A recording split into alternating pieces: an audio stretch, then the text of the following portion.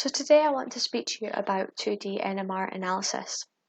What will not be talked about today is how to interpret and when to run a 1D NMR.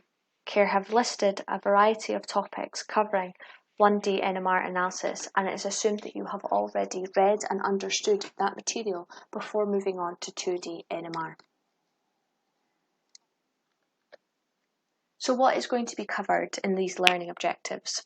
So today we are going to be looking at how to understand and interpret some 2D NMR and how something such as this simple 1D NMR experiment can be blown up to something that is not only on one axis but two, and how these dotted lines can interpret something as complex as a structure. What will we be focusing on? We'll be focusing on three of what is believed to be the most critical of 2D NMR experiments, and these are the COSY, the HSQC and the HMBC. What's going to be covered is a small amount of its methodology, how to run it and when to run it, but also as well, what are some of the downfalls to running these sorts of experiments. So what is 2D NMR? So to be able to understand what 2D NMR is, it is critical to already have an understanding of what 1D NMR is. Here is a cartoon representation of what a 1D plot looks like. We have a frequency axis, which is denoted by the x-axis, and we have intensity being measured here on the y-axis. So how is the 2D plot different? The 2D plot has a frequency both on the x as well as the y-axis, with a third axis being denoted by intensity, which is represented here by this contour plot. So what is 2D NMR doing? 2D NMR is typically measuring the transfer of magnetization through a series of radio frequency pulses, now being called RF pulses, using scalar coupling, or otherwise known as J coupling. So let's divulge more into detail.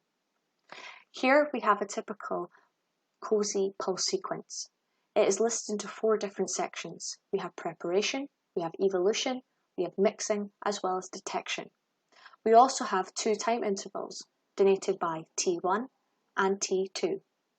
What occurs during T1 is the first of two radio frequency pulses, and what is on the second is the second of these two radio frequency pulses, denoted by T2. But what does an actual spectra look like? So let's take this example here on the left-hand side. We have frequency given on both the x as well as the y-axis. F1 is present on the y, and F2 is present on the x. So what are we looking at here? In this first example, we have F1 is equal to 35 Hz and F2 is equal to 80 Hz. This is referring to the signal that was generated during the first T1, produced a frequency at 35 Hz. The same signal then transferred another signal to something later on, which was present at 80 Hz, found at T2, and here is represented by this intensity signal dotted here. Let's then move on to another example. The middle example shows that there's a peak at F1 35 Hz and F2 at 35 Hz. During T1, the initial signal produced at F1 remained unchanged during the mixing period and therefore continued to produce the signal at F2 of 35 Hz, seen here. Now there are two differences between these two spectra. The first is there is no transfer of magnetization and the frequency for both the F1 and F2 remain the same. This is given by what is called on the diagonal, or the line of correlation. The first example is where we see evidence of a transfer of magnetization, and in this case, complete transfer. The signal that was generated at 35 Hz has been completely transferred to the F2 frequency, which is at 80 Hz. And this is what can be denoted as a cross peak. So how does this actually look in a 2D NMR experiment? And this is where this third plot comes into hand. Here we have F1 is equal to 35 Hz, and this signal here is producing at F2 of 80 Hz, saying to us that there's a transfer of magnetization. This peak that appears now on the diagonal is saying at F1 there was 35 Hz and F2 there was also 35 Hz, so there was no transfer. However, because these are both present on the same spectra, what does this mean? So the signal that was present during T1, which was 35 Hz, transferred some, but not all, of its signal during the mixing period to something present at 80 Hz. The other part of the signal remained unaffected, unchanged, and therefore continued to produce a signal at 35 Hz, as seen here. So overall, what does this mean? In a nutshell, something that remained unchanged stays on the diagonal, and something that transferred magnetization is present on a cross peak. And this is how a COSY spectra, amongst some other 2D experiments, also work. So the first of which we're going to start to talk about today is a COSY experiment. What is a COSY experiment? COSY stands for homonuclear correlation spectroscopy. So let's look at the first word, homonuclear. Homonuclear means that it is between the same nuclei, and in COSY spectra it measures the high abundant nuclei. Now there are a few of them denoted here, but the one that we are going to focus in on is what's believed to be one of the most commonly used, is the proton experiment. Correlation spectroscopy is referring to this transfer of magnetization, and a COSY typically does it between roughly 3 bonds. So how does this look pictorially? Here we have magnetization being given to this nuclei signal here, and these other signals here are representing this transfer of this magnetization to a neighbouring nuclei, in this case, another proton. How does this look? Well, it's referring to what are its neighbours. This proton can distinguish what are its neighbouring nuclei, or neighbouring protons. And it does this through using scalar coupling, or otherwise known as J coupling. COSY, I said to you, can measure roughly between 3 bonds. And what it does is it has the ability to measure both geminal as well as vicinal coupling.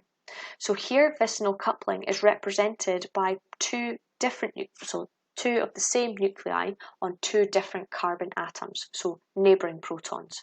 Geminal is referring to where 2 protons are present on the same carbon. Now you can see there's already a downfall to this. How do I know which one is neighbouring? How do I know which one is present on which carbon?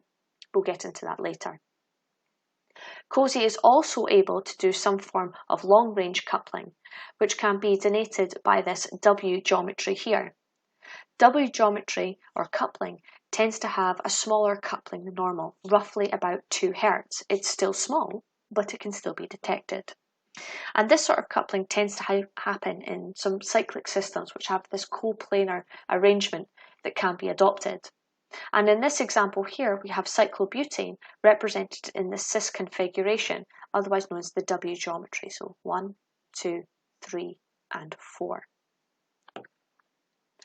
So I wanted to talk more about, well, how does a COSY spectra become a COSY? So this is just going into slightly a little bit more detail from what we previously talked about on the previous slides. So COSY has 2 frequency axes, F1 and F2. Because it's homonuclear, it means that F1 and F2 at some point will be the same. And this is represented by this diagonal line, or a line of correlation, meaning any dot that is present on this line is the same in both the F1 and F2 axis. But what are we most interested in? We're interested about when there's a transfer of magnetization, to find out what is something coupling to. And this is where we get these cross peaks. So here we can take the example in the middle. We can draw a line through the middle to show this diagonal or line of correlation, and we can start to read. What are we reading? We take a line or an intensity signal on this diagonal line, and we look up and along. We look to see where there's a cross peak and what is it correlating to. In this example here, we have 2 doublets, and in here in the COSY experiment, it's telling you that these 2 doublets are actually neighbouring. They are potentially next to each other, because remember, a COSY experiment cannot distinguish the difference between geminal and vicinal protons. So overall, what is it that we're trying to actually say here? Well, we are trying to say that anything that is on this diagonal line is present in both the 1D experiments, and anything above and below is the thing that is of interest. Where does the coupling happen? So, what are the downfalls? The downfalls, like I said to you before, is this inability to distinguish the difference between geminal and vicinal protons, and this can be very guilty into some of the saturated systems or the aliphatic systems that we can see.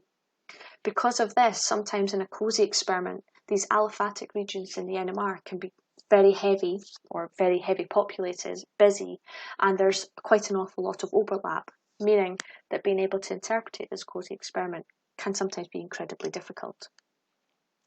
Now, these next 2 points refers to almost all of the 2D NMR experiments. Because you're asking more of the NMR instrument, it is only natural that you are using longer acquisition times. And because there's more information being generated, more sample is often required for these experiments.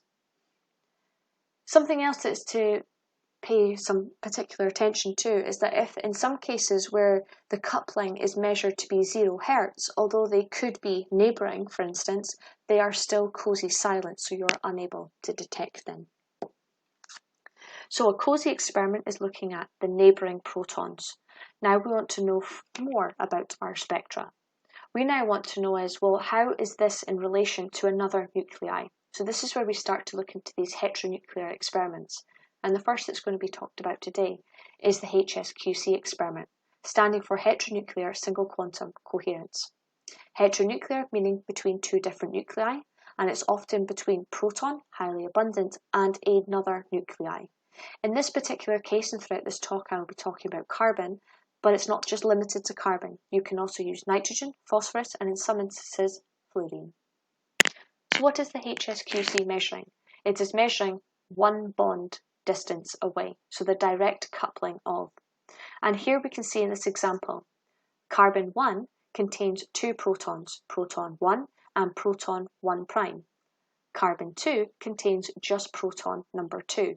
And the HSQC is measuring which proton is connected to which carbon atom. And how does it do it? Because it's now heteronuclear, this cartoon representation of this HSQC is not giving any indication that there's a line of correlation, but it is still giving these intensity signals. These cross peaks are where these 2 nuclei are actually attached onto. So let's take our first example. Let's look at carbon 1 and proton number 1. How does the spectra read this? Proton 1, by reading down and along to its carbon spectra, you can say that whatever is making or accounting for this proton signal here is directly coupled onto this carbon signal here. Now in this particular example, because carbon 1 has 2 protons, 1 and 1 prime, this experiment can now distinguish the difference between geminal and vicinal. Here we can see here that proton 1 prime is also read by that same carbon atom, telling you that carbon number 1 actually contains 2 proton signals responsible for it and is therefore a CH2. So, moving on from the HSQC signal by being able to identify the direct coupling of something, we want to also start building a picture in our heads. The COSY experiment has already taken us to neighbouring protons. The HSQC has taken us to what are each of those protons directly attached onto. Now we want to start by looking at longer range couplings, and this can be done through what is known as the HMBC, the heteronuclear multiple bond coherence. And in this example here, I will be talking about the proton and carbon coupling. And what can the HMBC do? The HMBC is typically set up to measure roughly 10 Hz, which is typically 2 to 3 bond lengths. So what does it look like? Again, because it's heteronuclear, by this cartoon representation, there is no diagonal line, just as what was seen on the HSQC signal. And the cross peaks are where these nuclei are linking towards one another. So let's take a look at how to interpret this spectra. Let's take a look at carbon number 1, and in this case, we'll look at what the HMBC is going to measure. So between 2 and 3 bonds, carbon number 1, if we start counting, 1 bond, 2 bond, 3 bond, carbon number 1 in theory should see proton number 3. So how does this look on the spectra? Here you can see that proton number 1, if we read down to the spectra until we find an intensity peak and then read along, we can see here that proton number 3 can see carbon number 1. So let's look at a different peak, for example. Let's now look at proton number 1. Proton number 1, counting 3 bonds away, can see carbon number 3. And how does this look on the spectra? So here we can see proton number 1 going down and along can be seen by a single carbon atom. However, because we already know that carbon number 1 is a geminal system, it contains a CH2, so 2 protons, that if we were to look at the spectra again, we can actually see there are 2 intensity signals for each one of these protons given off. So again, highlighting the ability to detect geminal and bisonal coupling. Something that isn't shown on this example is the ability for the HMBC to detect quaternary carbons. So notice with the COSY experiment, it was limited to just looking at a proton signal, proton to proton coupling. The HSQC was limited by only being able to look at a proton that is connected to a carbon. And what happens to these quaternary carbons? These two are enriched in your sample. How can you measure them? The HMBC has the ability to detect these quaternary carbons. So for instance, if carbon number 1 did not contain any protons, proton number 3 would still be able to see carbon number 1. So, just reiterating, what does the HMBC measure? It measures optimally between 2 to 3 bonds away. However, when should you run it? So with a COSY experiment, it needs to be run with another proton experiment because it's using 2 proton experiments to be able to create its picture. The HSQC needs to be run with a proton experiment, but then you can go straight into measuring the HSQC experiment, so the proton-carbon coupling. The HMBC experiment, however, should be run in conjunction with an HSQC, and for the reasons of this diagram, it's highlighting why. So let's take a look. HSQC is given in red and HMBC is given in black. Now, in order to interpret the HMBC, it's essential that we know where all the carbon atoms are and who they are connected onto in order to start building this picture in our head. So let's take a look here. Again, it's the same example that we've been using previous. The HSQC detects proton 1 directly coupled on to carbon number 1. Now, because we know where carbon number 1 is in our spectra, we know that if we were to count 3 bonds away, we would eventually reach proton number 3, which is annotated here in black. We knew this by simply looking at this structure. However, sometimes you may not always be given the structure and you may have to solve an unknown, for example. So here is where it becomes difficult. The HSQC, like I said to you, is limited between the detection of 10 Hz. It's its optimal range for detecting 2 to 3 bonds away. How can we start to overcome some of these issues? Well, this is where we can refer to some of our other 2D NMR experiments, even ones that we have learned today. For example, the COSY. So let's take a look at this spectra here. What happens if we were to say, well, what happens if this peak that we are seeing between carbon number 1 and proton number 3 is actually 2 bonds away? So what I'm saying here is, what happens if proton number 3 is actually in this position here, the middle? How would we be able to detect whether proton number 3 was 2 or 3 bonds away? This is where we refer to our COSY spectra. Our COSY spectra, remember, tells us the direct, well, not direct, but measuring our neighbouring protons. So here, if proton number 3 was actually in the middle, this would be reflected in the spectra. The spectra that is drawn here is showing you the structure that is drawn here. So let's take a little look, shall we? Here is proton number 1. So let's look on our diagonal peak here. Proton number 1. So this is where both F1 and F2 are the same. We talked about measuring a COSY experiment where we look up and along or down and along until we see some of these cross peaks. So let's see where our first cross peak is. If we go up and along from here, we come to another line on the diagonal telling us that this is responsible for H1 prime. What's this measuring? It's measuring the geminal coupling. Now let's look to see if there's any other coupling that is evident. So let's look here. Proton number 1 can be seen also by this signal given off here. And if we scroll along back to the diagonal, we can see that the proton signal responsible for this is actually proton number 2.